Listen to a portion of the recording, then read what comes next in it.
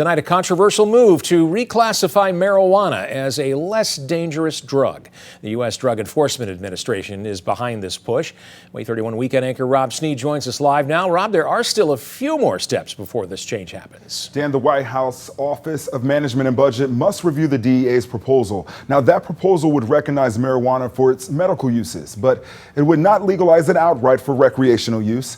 Advocates of the change say this push is long overdue.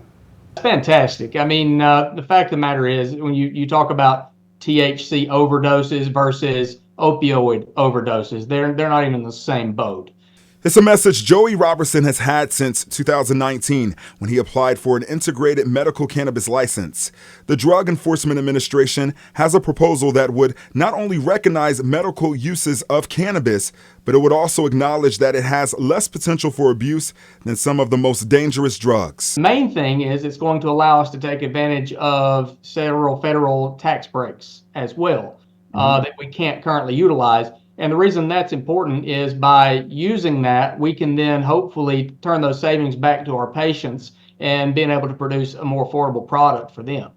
In 2022, President Joe Biden called for a review of federal marijuana law and moved to pardon thousands of Americans who were convicted just for possession of the drug. It's important to note that the DEA's current proposal would not legalize marijuana outright for recreational use. So there's a federal law and state law. Right now, there's plenty of states in the United States that have recreational use that is legal.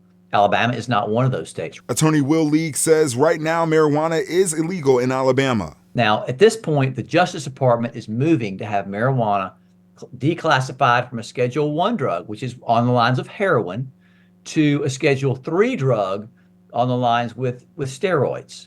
Many opponents of the drug say marijuana is a gateway drug and don't want it legalized. Others argue that the DEA shouldn't change its mind about marijuana. They say rescheduling it isn't necessary and it could lead to harmful side effects. Last week, 21 Democrats and Senate Majority Leader Senator Chuck Schumer sent a letter to the DEA and Attorney General arguing that marijuana should be regulated like alcohol. League says it's something he'd like to see happen.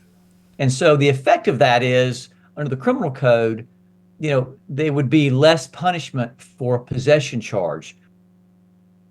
And as it stands right now, 38 states have already legalized medical marijuana. 24 states legalized its recreational use. With coverage you can count on, Rob Snead, WAAY 31 News.